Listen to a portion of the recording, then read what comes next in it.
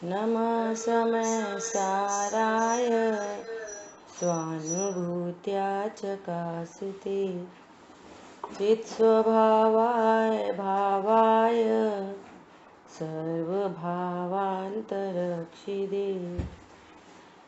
वन्दितु सौसिद्धे ध्रुवमचलमणोवमं गदिं पत्ते भोक्ष्यामि समय पाहुड विड़मो सुध केवली बड़िदम।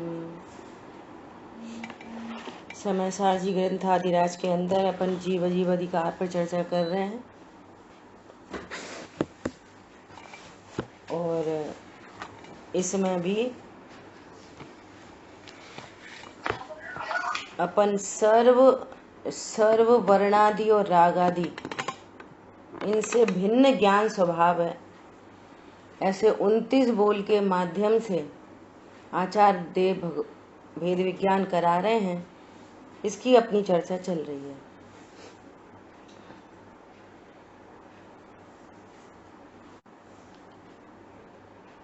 तो अभी तक अपनी कितने बोल तक चर्चा हो गई? राग, द्वेष और मोह, है ना? यहाँ तक अपनी चर्चा हुई 11 बोल तक। मोह का स्वरूप बताया, राग का स्वरूप बताया, है ना? द्वेष का स्वरूप बताया।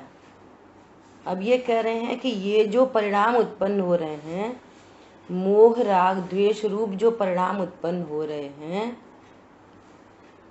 ये पुद्गल जन्य होने से मेरी अनुभूति से भिन्न है।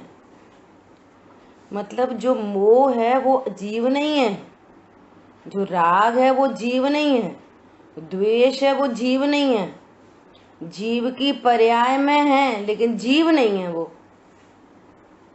पॉइंट समझ में आया? ये अज्ञान मोह राग द्वेष के काल में ही ये ज्ञान ऐसा निर्णय करता है। कल अपने देखे थे दर्शन मोह की मान्यताएं, ऊपर मात्र पर्याय जितना मैं नहीं, पर्याय विकारी हैं लेकिन मैं विकारी नहीं हूं। क्या बोला?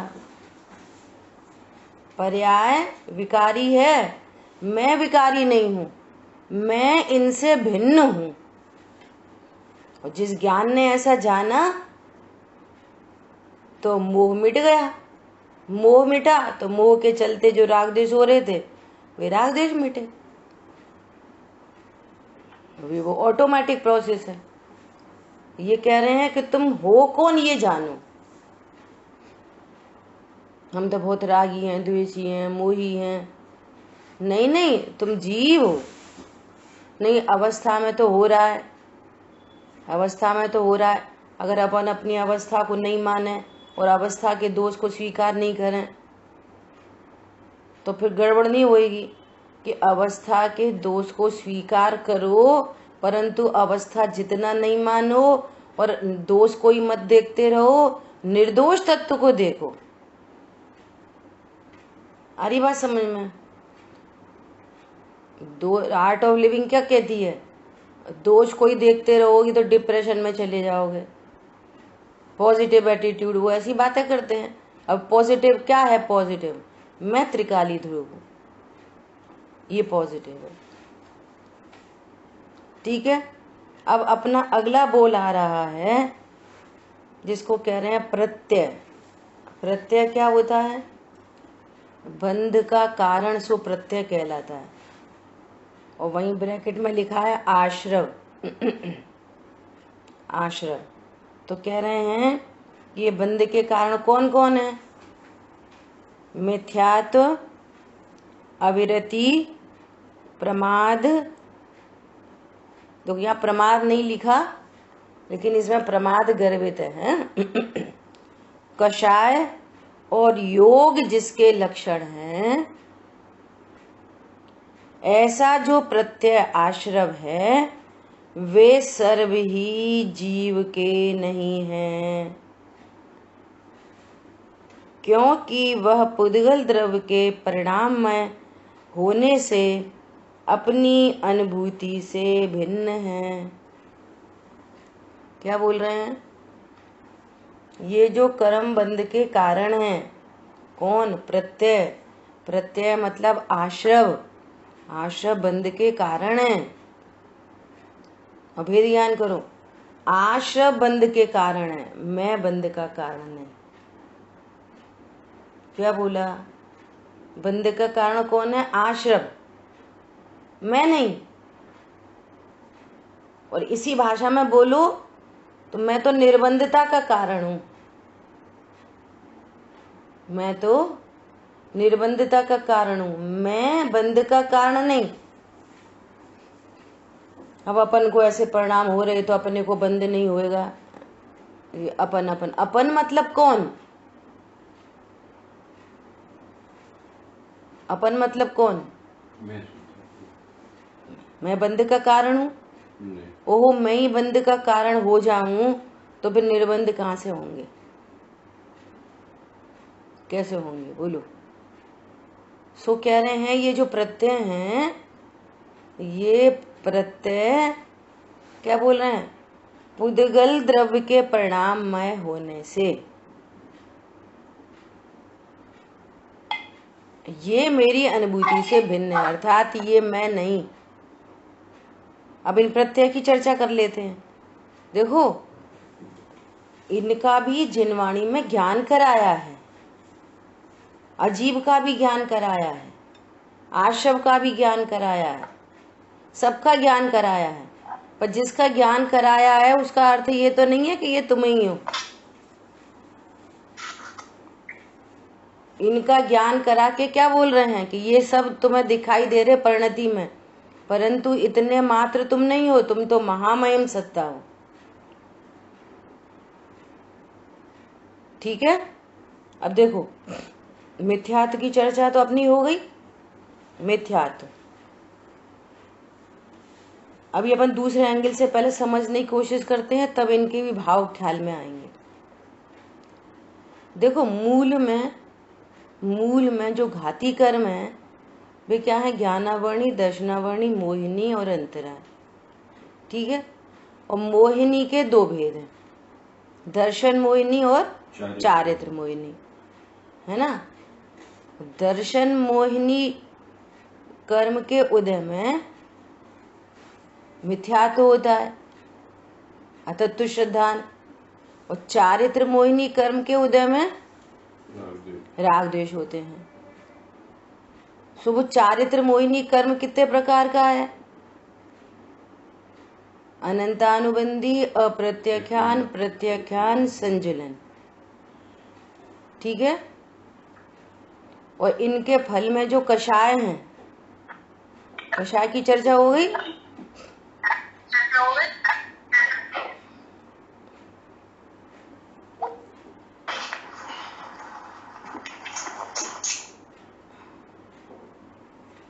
जो कषाय हैं वे कषाय भी कितने प्रकार की? अनंतानुबंधी, अप्रत्याख्यान, प्रत्याख्यान और संजुलन। ठीक है। अब ये जो कषाय हैं, पूरा परिकर है ये जो कषाय का, इन्हीं का नाम बदल के इन्हीं को कह रहे हैं अविरति प्रमाद कषाय। ये जो शब्द लिखे ना, इसमें पहले तो प्रमाद गर्भित कर लो। ठीक है। कितने शब्द आ रहे हैं? मिथ्यात्व, अविरति, प्रमाद, कषाय, योग। 5 चीजें हैं। ये 5 को क्या बोल रहे हैं? ये 5 बंध के कारण हैं। ये बंध के कारण है, मैं नहीं। ठीक है। मिथ्यात्व, अविरति, प्रमाद, कषाय, योग। अब जहां मिथ्यात्व है, वहां सब है, सारी कषाय है। अभी वर्तमान में जहां मिथ्यात्व है वहां सब है, वहां अविरति भी है, प्रमाद है, कषाय है, योग है। और मिथ्यात्व के साथ में ही अनंतानुबंधी है। मिथ्यात्व अनंतानुबंधी, मिथ्यात्व अनंतानुबंधी। अब इनको ही अगर अपन उस एंगल से बात करेंगे, मिथ्यात्व के साथ में अनंतानुबंधी, अप्रत्याख्यान प्रत्याख्यान संचलन योग। ठीक है, पॉइंट समझ में आ रहा है? मिथ्यात्व के साथ में ही अनंतानुबंधी भी तो जोड़ा है उनका, जहां मिथ्यात्व है वहीं अनंतानुबंधी है। ठीक है, और कौन कौन सी कषाय है? अप्रत्याख्यान प्रत्याख्यान संचलन योग।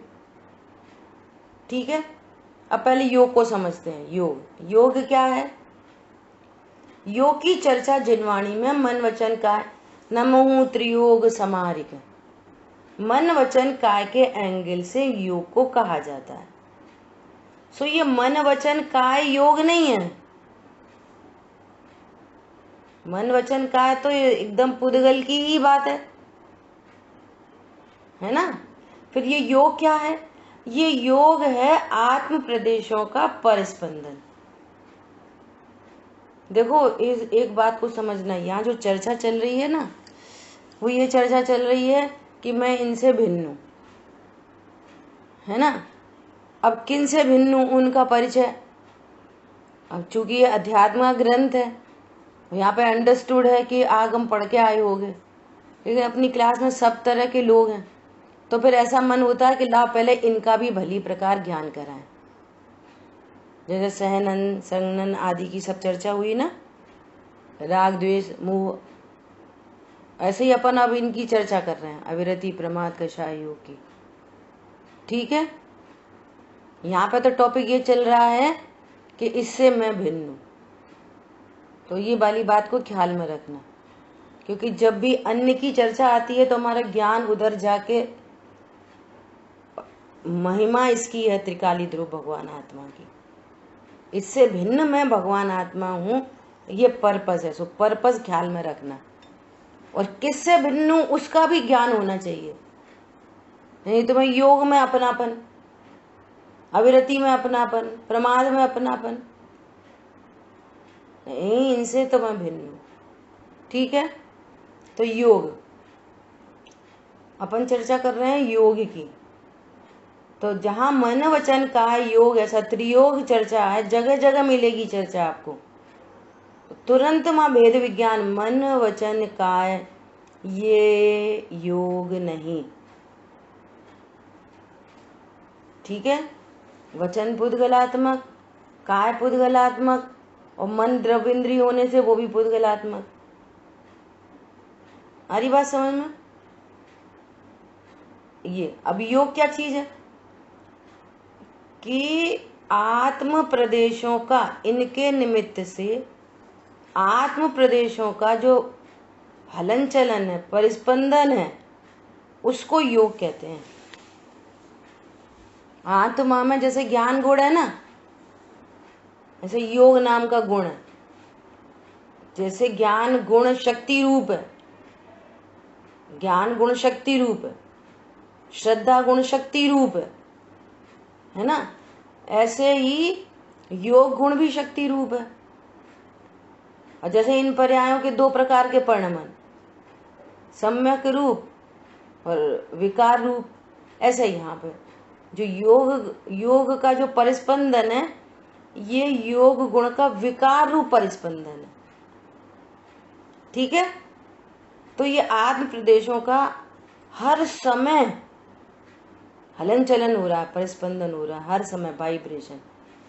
जैसे अभी वचन हो रहे हैं तो यहाँ वाइब्रेशन है, यहाँ पर होठ दंत तालु तो शरीर की क्रिया है, लेकिन वहीं पर ऐसे ही के ऐसे आत्म प्रदेश हिल रहे हैं।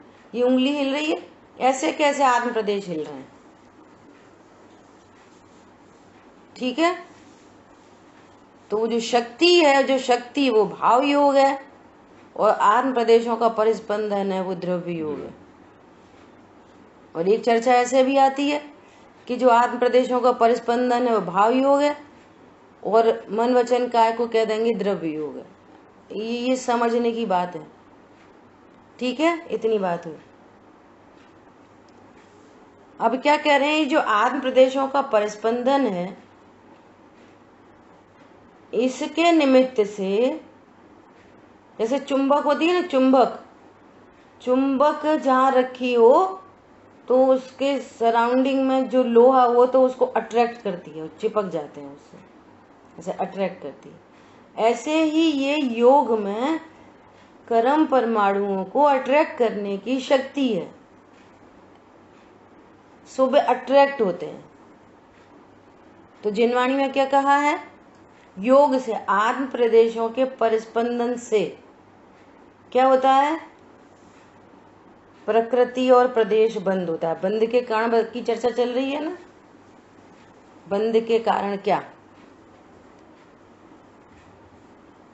तो योग के निमित्त से प्रकृति और प्रदेश बंद होता है, मतलब कर्म परमाणु अट्रैक्ट होकर आते हैं। तो कैसे कैसे आते हैं, प्रकृति और प्रदेश, अर्थात किस किस टाइप, प्रकृति मतलब किस किस टाइप के, ज्ञानावर्णी, दर्शनावर्णी, पूरे, मोहिनी, अंतरा, आयु, नाम, गोत्र, वेदनी, है ना, किस किस टाइप के और कितने कितने नंबर में। वे 1 करोड़ आ गए, ज्ञानावर्णी 1 करोड़, वे आ गए 10 करोड़, वे आ गए 1000, ऐसा। प्रकृति और प्रदेश मतलब नंबर ऑफ, प्रकृति मतलब टाइप ऑफ। योग से प्रकृति और प्रदेश बंद, ऐसा अट्रैक्ट हो गए। अब इतनी अपनी चर्चा हो गई योग की, प्रकृति और प्रदेश। अब यहाँ पर मिथ्यात्व का परिणाम की चर्चा हो गई। मिथ्यात्व मतलब, अगर अपन सीधी सीधी भाषा में बोलो, अतत्व श्रद्धा, मैं जीव तत्व हूं ऐसा श्रद्धा नहीं है, और फिर अनेक प्रकार पर को ही आत्मा मानता है, ठीक है। और जीव तत्व, कल बहुत बढ़िया चर्चा आई थी, जीव तत्व का श्रद्धान नहीं, तो जब जीव तत्व का श्रद्धान नहीं तो उसके स्वरूप का भी श्रद्धान नहीं, तो इसलिए कि तत्वात्र श्रद्धान, जीव तत्व और उसका स्वरूप है अकर्ता और समझ रहे करता, है अविनाशी और मान रहे जन्मने मरने वाला, है अभोक्ता समझ रहे पर को भोगते, है शुभाशुभ परिणाम से रहित असंयुक्त और समझ रहे संयुक्त। ये सब दर्शन मोह के लक्षण, ठीक है। तो ये जो मिथ्यात्व परिणाम है, ये बंध का कारण है। इससे अनंत अनंत बंध होता है, अनंत बंध। और जहां मिथ्यात्व है उसके साथ में अनंतानुबंधी है। तो मिथ्यात्व भ्रम, और भ्रम से फिर राग द्वेष, तो उस राग द्वेष से बंध, ठीक है, अनंतानुबंधी।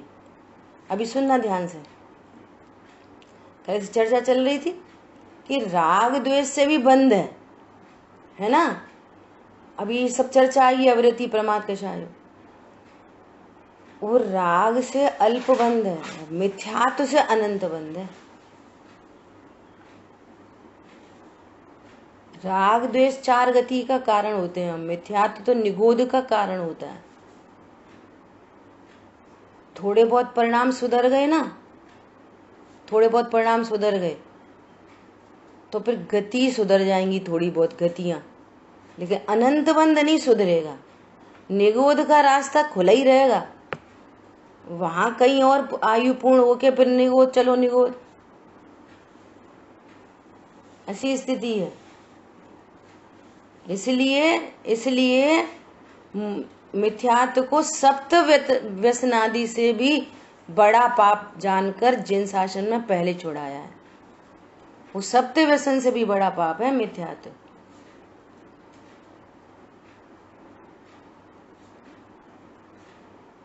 कल है ना बाई आई, तो बाई पता कैसे शब्द बोल रही थी,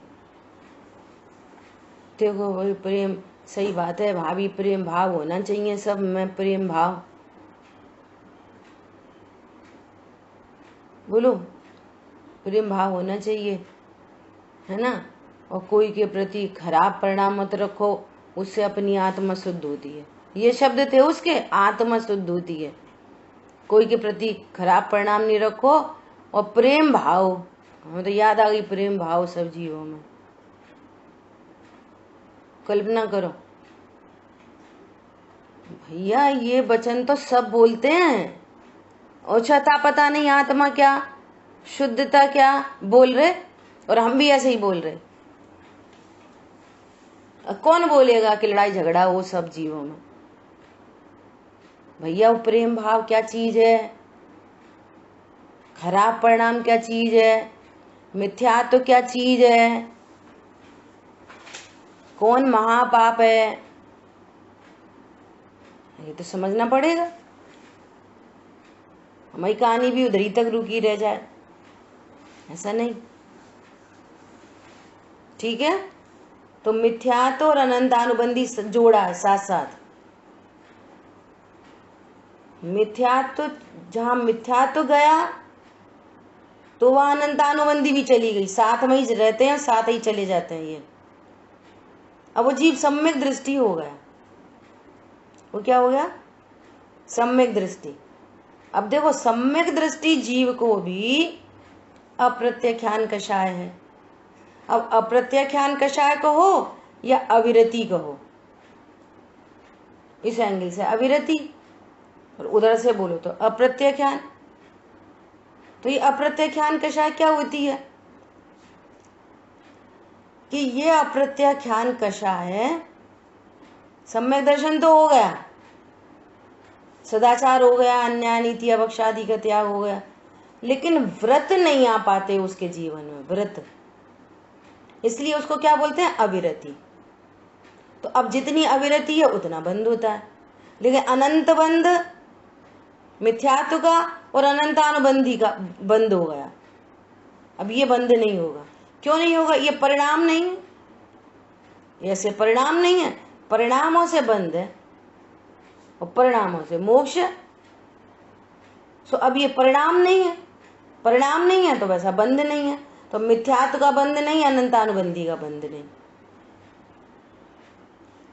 ठीक है, अब अविरति चल रही है। अविरति मतलब कि बाहर से यदि देखोगे तो अविरति की परिभाषा लिखी है, जो पंचेंद्री के विषय और तरस जीवों के घात से किंचित विरक्त नहीं है।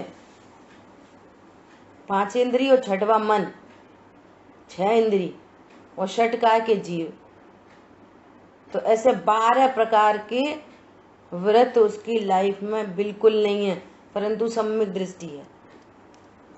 अनंतानुबंधी का अभाव है, और जितनी अनंतानुबंधी का अभाव उतनी वीतरागता प्रकट है।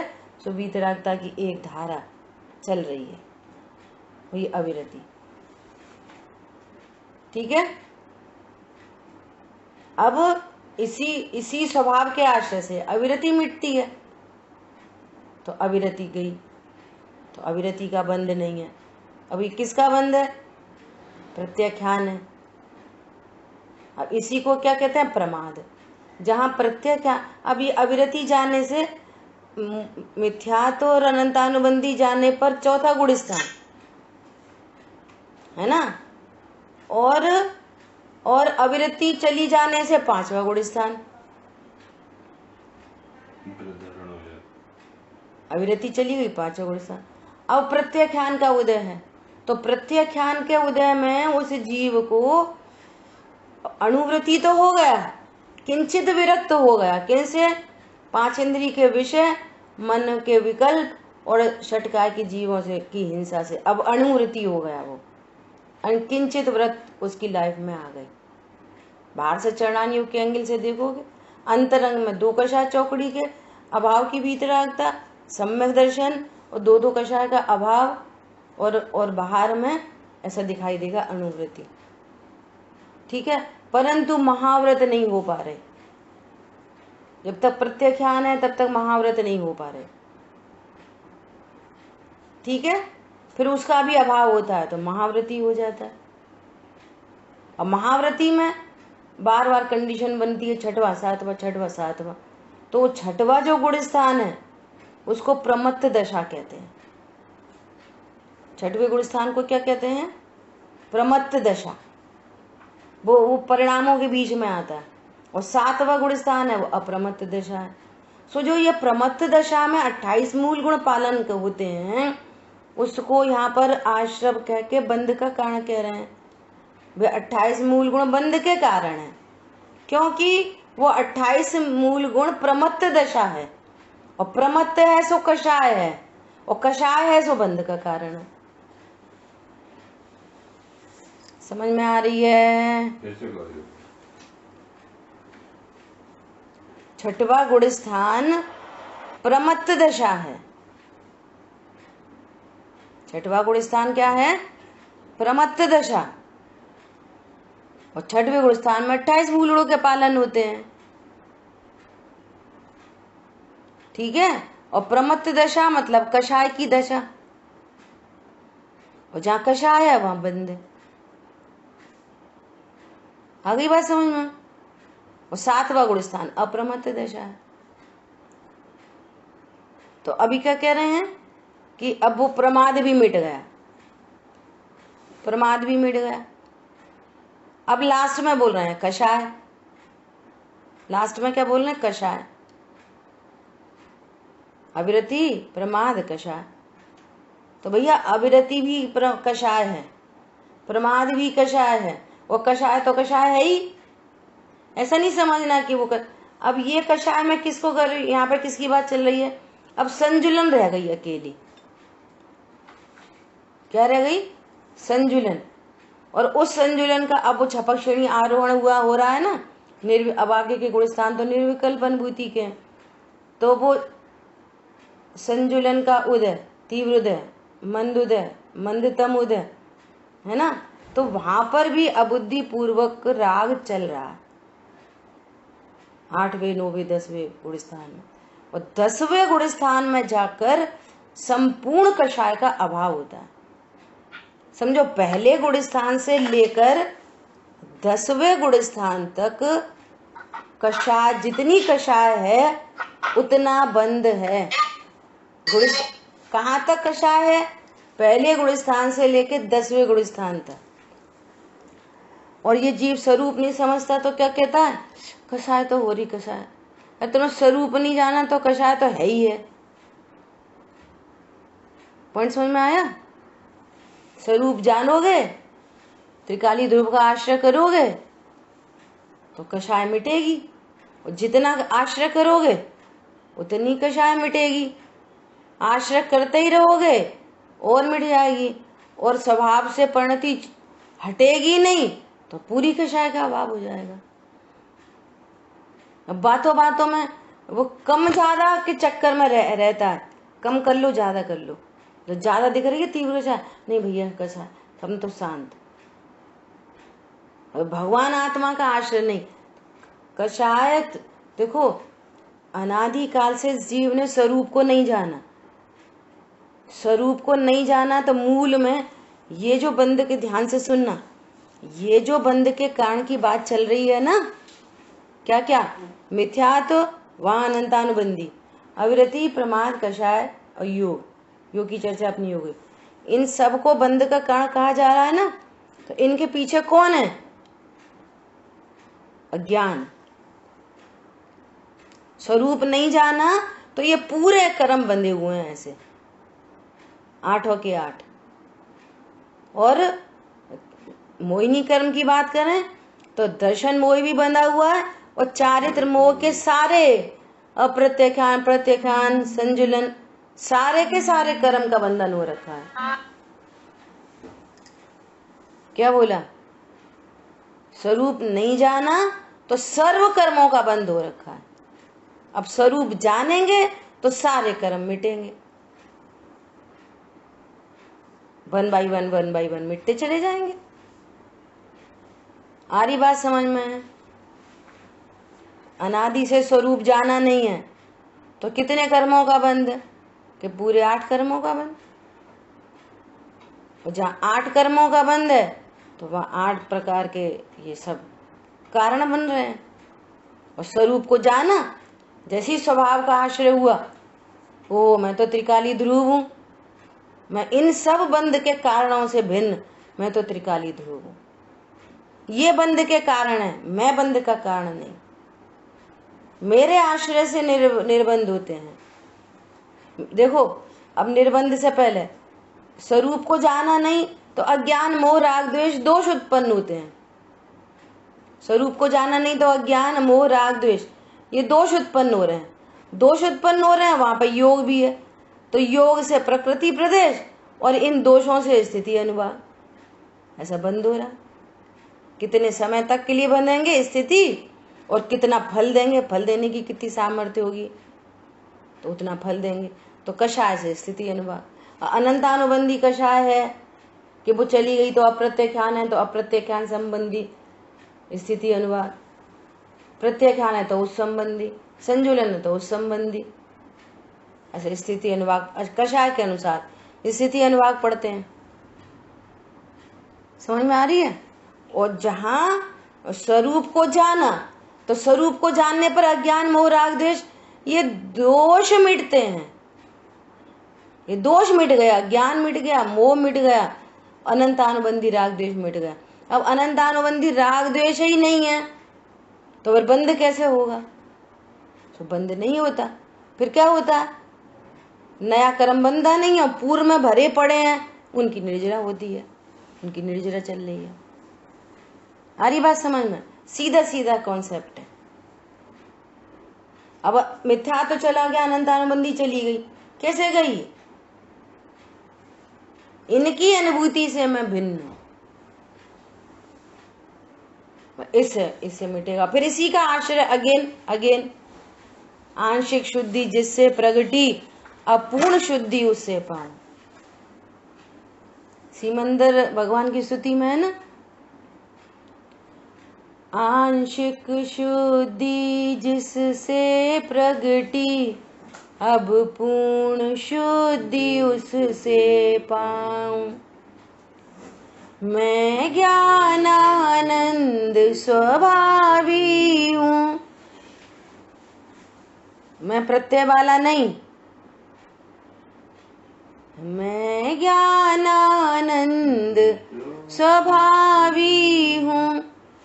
आनंदित प्रभुता प्रगटाऊं, ज्ञानानंद स्वभावी हूं, अपनी प्रभुता प्रगटाऊं। अपने स्वरूप को आश्रय करते हैं, प्रभुता प्रकट होती है। हरी बात समझ में? ऐसा तो वे कषाय भी स्वभाव का आश्रय होता जाता है, वे प्रत्यय मिटते चले जाते हैं। जो बंध के हेतु थे वे रहते नहीं। स्वरूप नहीं जाना, बंध के हेतु खड़े हैं पूरे के पूरे, और स्वरूप जाना तो बंध के हेतु मिटते चले जाते हैं। मिथ्या तो बंध का हेतु वो मिट गया, अनंतानुबंधी मिट गई। अब अविरति प्रमाद कषाय योग है। स्वरूप का आश्रय आंशिक शुद्धि जिससे प्रगटी, उसी का आश्रय हो आनंदमयी, तो ये है। पर का लक्ष्य छूटता चला जाता है, स्वभाव का आश्रय बढ़ता जाता है। स्व में अनुरक्त है, पर से विरक्त है। स्व में अनुरक्त है, पर से विरक्त है। विरक्त मतलब ये मैं नहीं, मेरा नहीं, करता नहीं, भुगता नहीं। इस पूर्वक राग की हानि होती चली जाती है, वीतरागता की वृद्धि होती चली जाती है। पॉइंट पकड़ में आया? सो ये प्रत्ययों का ज्ञान कराया ऐसा। तो अविरति प्रमाद कषाय ये और कुछ नहीं, कषाय ही है, ये कहना था। ये सब अनंतानुबंधी कषाय, अविरति कषाय, प्रमाद कषाय और संजुलन कषाय, सब कषाय हैं। उनको गुण स्थान के अकॉर्डिंग उनके नाम बदल के ये बात कही गई है। अविरति चरणानियों के एंगल से देखोगे बाहर में व्रत नहीं तो अविरति कह रहे हैं, लेकिन वहां अनंतानुबंधी के अभाव की वीतरागता प्रेजेंट है। हमारी बात समझ में? जल्दी जल्दी स्वभाव का आश्रय नहीं कर रहा, उसको प्रमाद कह रहे हैं। फिर छठवें में, फिर सातवें, फिर छठवें, फिर सातवें में बार बार निर्विकल अनुभूति छूटती है, इसको प्रमाद कह रहे हैं। स्वरूप में सावधान नहीं है। कौन? परिणति, मैं नहीं। मेरा आश्रय करेगी परिणति, मैं नहीं करूंगा। पॉइंट पकड़ में आ रहा है? तो उसको प्रमाद कह रहे हैं हम। ये प्रमाद समझ रहे तुम बहुत आलसी हो।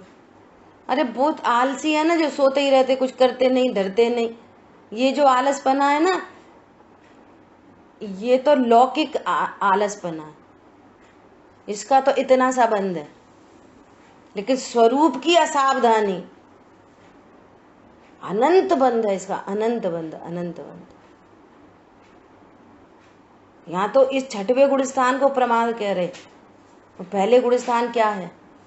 महाप्रमादी। यह है प्रमाद, जो बहुत काम करता हो, दौड़ता हो, भागता हो, एक सेकंड भी बैठे नहीं शांति से, और सबकी केयर करना, और बहुत अच्छा अच्छा खाना बना के देना, खूब पैसा कमाना, ऐसा ऐसा करना। दुनिया कह रहा है कि देखो ये कितना एक्टिव पर्सन है। जिनवाणी कह रही है महाप्रमादी है। जो अपने स्वरूप को नहीं जानता वो महाप्रमादी है। क्रोध जो दिखाई दे रहा है ना, आंख कान नाक मुंह से थप्पड़ मार दिया, वचन आ रहे हैं, ये तो क्रोध ही नहीं है, ये तो शरीर की क्रिया है। आत्मा की अरुचि वो अनंतानुबंधी क्रोध है। और जो क्रोध का भाव है वो भी चारित्र मोह वाला, उसमें भी कोई ज्यादा दम नहीं है। सबकी रुचि, पूरी दुनिया की रुचि, आत्मा की अरुचि अनंतानुबंधी क्रोध है। पर और पर्याय के बल पर अपने को छोटा बड़ा जानना, ऐसा ही मानना, सो अनंतानुबंधी मान है। हम बड़े तुम छोटे, हम पैसे वाले तुम गरीब, हम पिता तुम पुत्र, हम स्वामी मालिक तुम काम वाली। अनंतानुबंधी मान है। कपट क्या है? कपट, कपट मतलब कि सरलता से इतने तीर्थंकर, अनंत तीर्थंकर, आचार्य उपाध्याय साधु गणधर परमेष्ठी, अपनी जान की कीमत पर भी ज्ञानी धर्मात्मा है ना, इतने विरोध में भी ज्ञानी धर्मात्मा तुमको त्रिकाली ध्रुव भगवान आत्मा बता रहे हैं और सरलता से स्वीकार नहीं है। सो ये है कपट। ये बहुत सरल व्यक्ति हैं, इनके पास जाओ बिल्कुल शांति, जो दे दो वो खा लेते, जो दे दो वो पहन लेते, बहुत सरल स्वभाव ही है। यहाँ कह रहे हैं अनंत कपटी हैं, जो अपने ज्ञान स्वभाव को नहीं जानता। भैया हमें तो बहुत सरल था, हम ज्यादा कुछ नहीं। तुम मतलब कौन? पॉइंट पकड़ में आ रहा है? अपने को भगवान आत्मा नहीं जानना अनंत बंध का कारण है मूल में। और फिर उसके इतने टाइप हैं, तो उनकी तरफ से बात की जा रही है। स्वभाव को जाना और बस प्रत्यय मिटने लगे। स्वभाव को नहीं जाना, सारे प्रत्यय खड़े हैं, और स्वभाव को जाना, प्रत्यय मिटने लगे। और स्वभाव क्या है मेरा? मैं त्रिकाली ध्रुव हूं। त्रिकाली ध्रुव नहीं अकेला, परिपूर्ण हूं। लोभ कैसे मिटेगा? पर पदार्थों से पूर्ण होने की इच्छा, लोभ है, और मैं परिपूर्ण हूं। पर पदार्थों का संयोग उदयाधीन है, मैं परिपूर्ण। बहुमूल्य जगत का वैभव ये मुझे सुखी नहीं बना सकता। अरे पूर्णता पाने में इनकी क्या है आवश्यकता? मैं तो स्वयं पूर्ण हूं अपने में।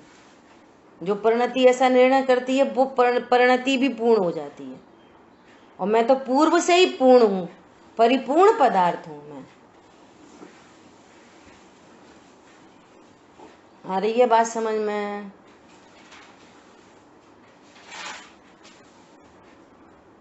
ऐसा तो इस तरह से कह रहे हैं कि मिथ्या तो अविरति, अविरति प्रमाद क्या है बोलो, कौन बताएगा? अविरति प्रमाद क्या है?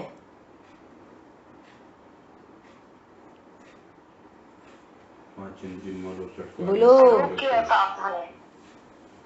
नहीं, जैसे यहाँ बात चल रही है ना, ये कषाय ही है, ये कहना है।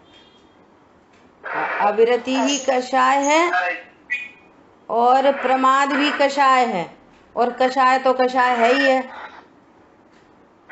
ना। तो संपूर्ण कषाय का अभाव होता है 10वें गुण स्थान में जाके।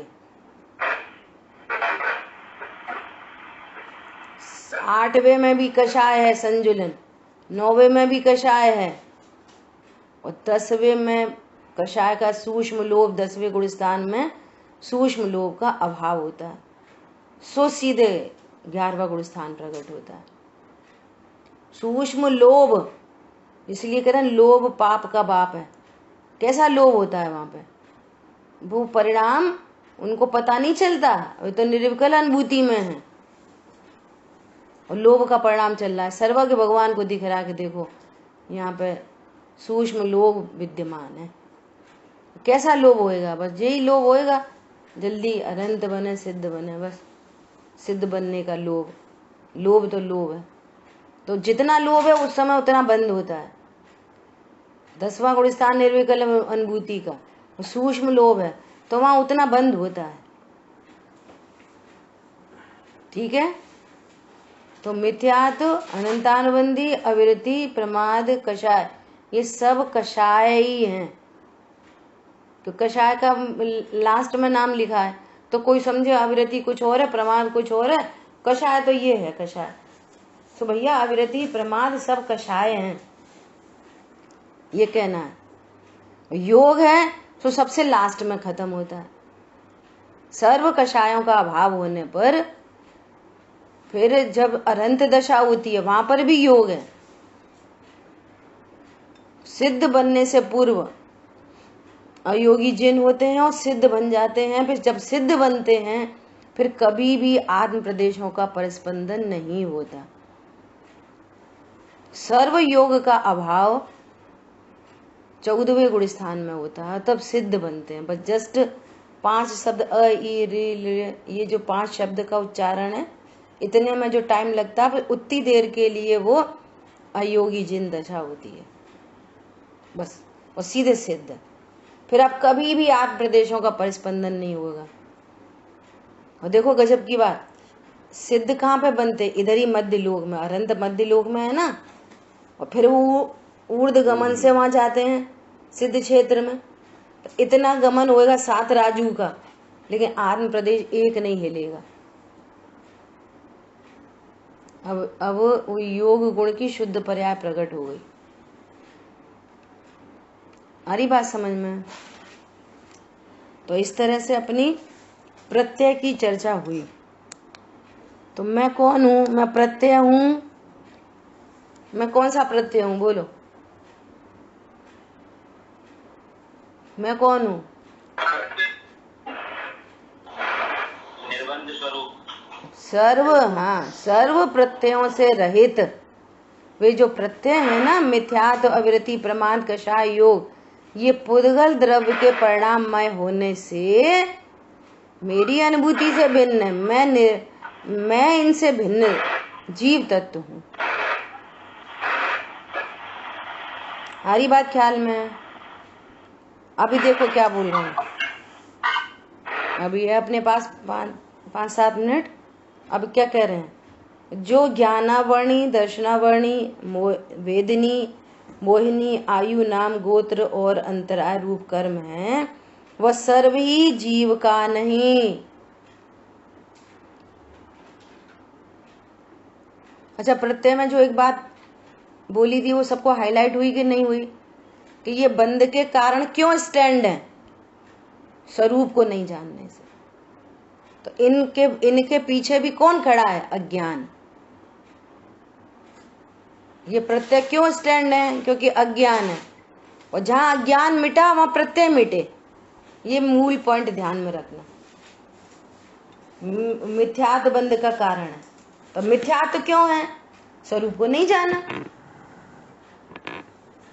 अविरति क्यों है? मिथ्यात्व अनंतान बंदी चला गया। अविरति क्यों है? स्वरूप की स्थिरता विशेष नहीं है। समझ में आ रही है? ये बात ख्याल में रखना ज्ञान से। अभी क्या कह रहे हैं? ये जो 8 प्रकार के कर्म हैं, ये तो स्पष्ट ही पुद्गल में होने से कर्मण वर्गणा रूप होने से ये पुद्गल मैं है, मेरी अनुभूति से भिन्न है। इसमें तो बहुत व्याख्या नहीं करनी, इनका परिचय सबको है ना। अब देखो आगे क्या कह रहे हैं। जो 6 पर्याप्ति योग्य तथा 3 शरीर योग्य वस्तु स्कंद रूप नो कर्म है, वह सर्व ही जीव का नहीं, क्योंकि वह पुद्गल द्रव्य के परिणाममय होने से अपनी अनुभूति से भिन्न। अब ये पर्याप्ति क्या होती है और ये 3 शरीर योग्य की क्या सब चर्चा है, इसकी और विशेष चर्चा अपन आगे करेंगे। ठीक है, चलो अब तक मैं कोई प्रश्न है तो कोई पूछ सकता है, अपने पास 1-2 मिनट है, बोलो। Any question? अजय, आपने कहा ना कि 5 बंध के कारण है, वो अज्ञान के कारण है। अनंत भगवान को तो है नहीं अज्ञान, पर तो भी योग है, तो वो व्याप्ति नहीं बैठेगी। हाँ, क्या बोला? अज्ञान मिट गया तो मिथ्या तो मिटा, अविरति मिटी, है ना। अज्ञान तो मिट गया, लेकिन अभी ये सब स्टैंड हो रहे हैं, ये सब तो अब इनको बंध का कारण कह रहे हैं। और मूल से बात करो तो जो पूर्व में अज्ञानता थी उसी के कारण तो ये बंधे हुए हैं, वर्तमान में अज्ञान नहीं है। तो जिन शासन में ये भी चर्चा है, वहां पे तो मूल बंध का कारण राग को ही कहा है। अज्ञान मिट गया, अभी अविरति है वो बंध का कारण। अब अनंत भगवान को तो सब मिट गए, लेकिन योग है ना अनंत भगवान को, तो पहले चर्चा हो गई। योग से प्रकृति प्रदेश बंध कहा, है ना, लेकिन स्थिति कषाय है नहीं, तो स्थिति अनुभाग कोई है ही नहीं, तो कर्म परमाणु का आना तो हो रहा है, लेकिन बंध कितना कि 0। स्थिति कितनी? 100 कर्म परमाणु आए कितनी देर के लिए कि एक थोड़ी भी देर के लिए नहीं, 0 स्थिति 0 अनुभाग 0 इक्वल टू 0। तो इसको क्या बोलते हैं? ईर्यापत आश्रम। अनंत इन ये जो आश्रम है सकषाय रूप, कषाय सहित जो आश्रम है उसको सांप्रायिक आश्रम कहते हैं, जो संसार का हेतु है। और अनंत भगवान को अकेला योग बचा है ना, तो उसको क्या बोलते हैं? अकषाय योग, अकषाय रहित योग। कषाय एक भी नहीं है, तो योग है अकेला, तो परिस्पंदन है, योग है, कर्म परमाणु कुछ अट्रैक्ट हो रहे हैं। और कौन से अट्रैक्ट हो रहे हैं?